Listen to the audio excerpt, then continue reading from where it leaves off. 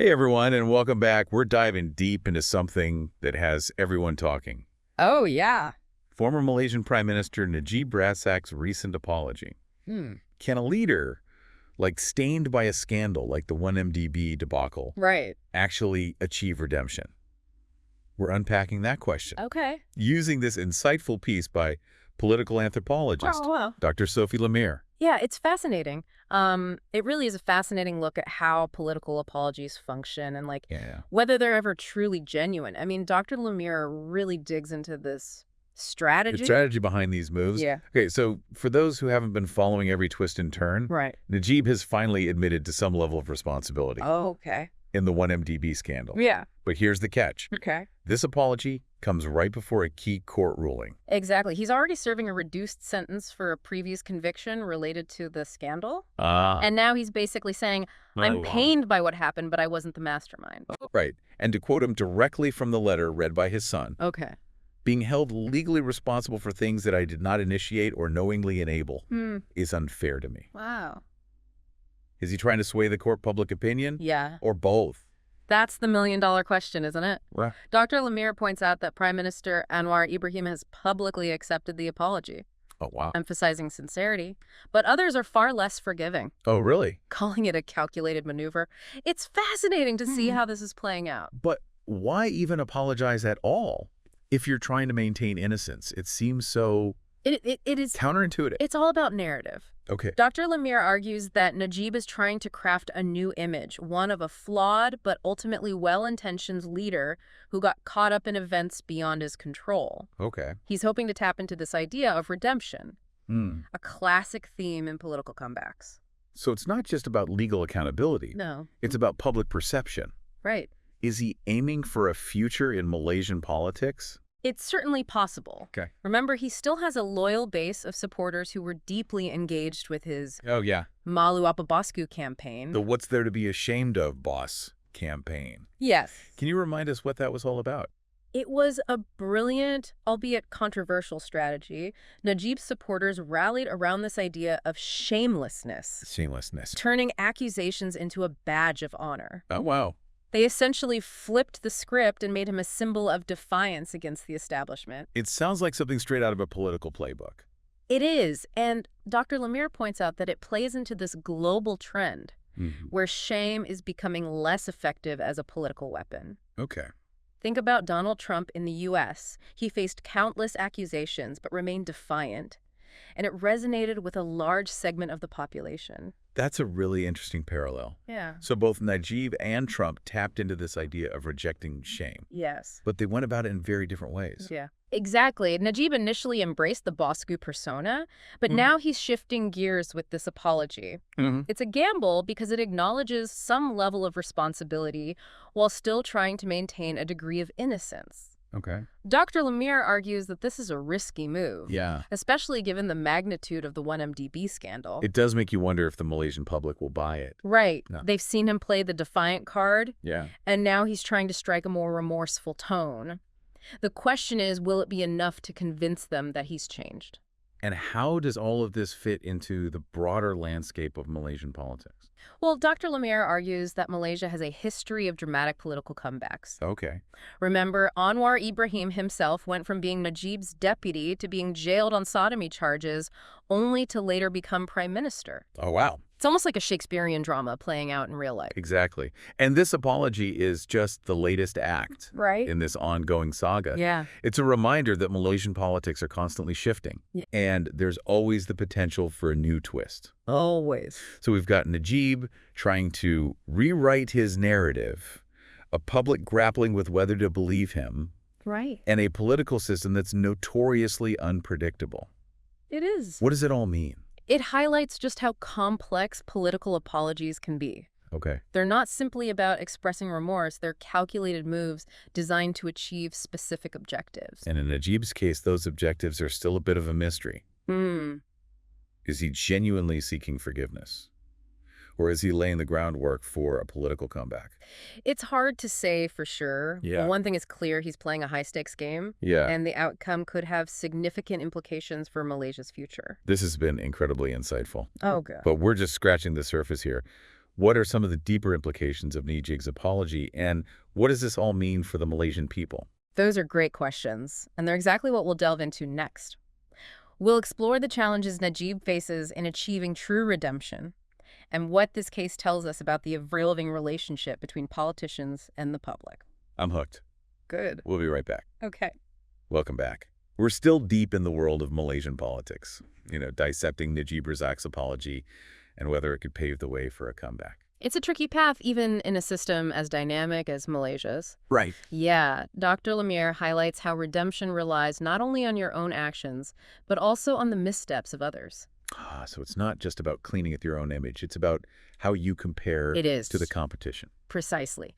If rivals are embroiled in their own scandals, it creates an opening for the comeback kid. Imagine a voter thinking, well, they're all flawed, might as well go with the familiar one. So opportunity arises from the chaos. Yeah. But Najib's facing a huge hurdle. Yeah. The 1MDB scandal is so deeply ingrained in Malaysia's collective memory. Absolutely. The sheer scale of it, the abuse of power, Cool. the dent in Malaysia's global reputation. Yeah. These things don't vanish overnight.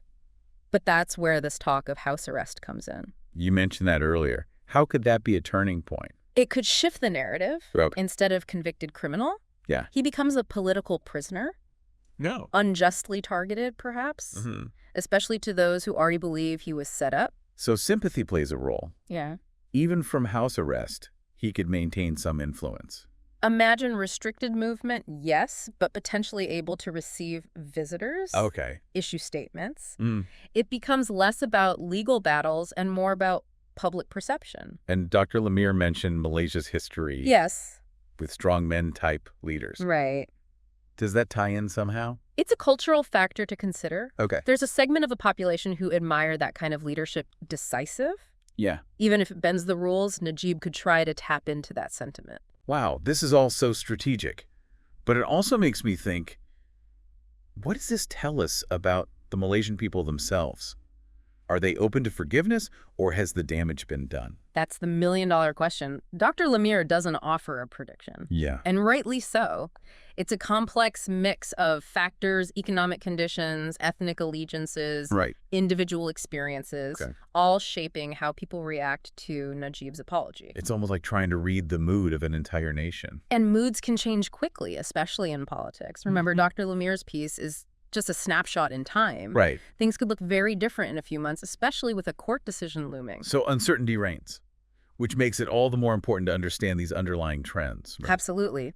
If we zoom out a bit, Okay. Dr. Lemire connects this to a global phenomenon, the diminishing power of shame in politics. We touched on that with the Trump comparison.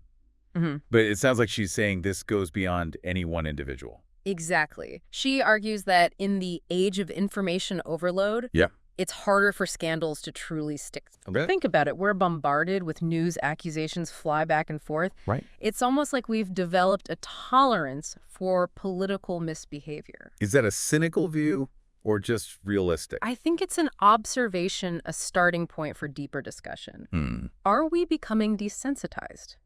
Or are we, as she suggests, shifting our expectations of leaders? Maybe perfection is no longer the ideal. So flaws become acceptable as long as the leader delivers in other ways.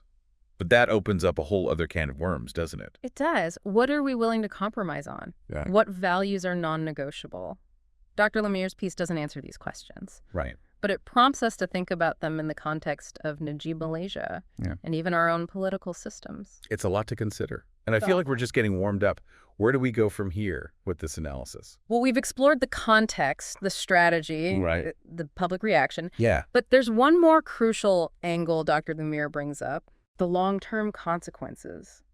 What happens if Najib does manage a comeback? What precedent does that set? That's what I'm dying to know. We're back, and the suspense is killing me. We've analyzed the apology, the strategy, the public reaction. Right. But what are the long-term consequences if Najib actually pulls off a political comeback? That's the million-dollar question, and Dr. Lemire doesn't shy away from it. Okay. She lays out some pretty thought-provoking scenarios. So let's say, hypothetically, the court rules in Najib's favor. Right. Maybe he gets house arrest, starts rebuilding his image. Yeah. What happens next? Well, one possibility is that it reinforces this idea that power trumps accountability. Hmm. That even if you're found guilty of serious financial crimes, the system can be navigated if you have enough influence. That's a sobering thought. Yeah. Would it embolden other politicians Yeah. to engage in similar behavior? It could, and that's a dangerous precedent. Right. Dr. Lemire argues that it might erode public trust in the justice system, Okay. and even in democracy itself. So it becomes less about right and wrong and more about who can play the game better. Exactly. And it could also lead to a more cynical and disillusioned electorate. If people believe that the system is rigged, they might be less inclined to participate in the political process. That makes sense. If you feel like your vote doesn't matter, why bother? But what about the other side of the coin? What if Najib's comeback actually galvanizes his opponents? That's another possibility Dr. Lemire explores. Okay. It could lead to a resurgence of reform movements, a push for greater transparency and accountability. People who are fed up with corruption might be more motivated to fight for change. So it could actually be a catalyst for positive change. That's an interesting twist. It is, and it highlights how unpredictable these situations can be. Right. There's no guarantee that things will go one way or the other. It depends on how various actors, politicians, activists, ordinary citizens respond to these events. So it's not just about Najib himself. It's about how his actions reverberate throughout Malaysian society. Precisely. And Dr. Lemire argues that this case has implications beyond Malaysia's borders. Okay. It speaks to this global trend of declining accountability among powerful figures. We've talked about Trump, but are there other examples? Oh, absolutely. Yeah. Think about the rise of populist leaders around the world, Okay. many of whom have been accused of corruption or authoritarian tendencies. They often portray themselves as outsiders battling a corrupt establishment, and it resonates with voters who are disillusioned with the status quo. So it's like this perfect storm of factors. Declining trust in institutions. Yeah. The rise of social media. A sense that the old rules don't apply anymore. Exactly, and that makes it all the more important to understand the nuances of these situations. Yeah. We need to be critical consumers of information, to ask the tough questions, Right. and to hold our leaders accountable no matter their political affiliation. This has been such an eye-opening conversation. I feel like I have a much deeper understanding of what's at stake in Najib's apology and potential comeback. I'm glad to hear that. And I think the key takeaway from Dr. Lemire's piece is that this is not just a Malaysian story. Right. It's a reflection of the challenges democracies are facing around the world. It's a reminder that we all have a role to play in shaping the future of our political systems. Yes. We can't just sit back and watch the drama unfold. Absolutely. We need to stay informed, stay engaged, and never stop demanding better from our leaders. Well said. Thanks for joining us on this fascinating deep dive into the heart of Malaysian politics. And to our listeners, we encourage you to continue exploring these complex issues and to draw your own conclusions. It's been a pleasure. Until next time, keep diving deep.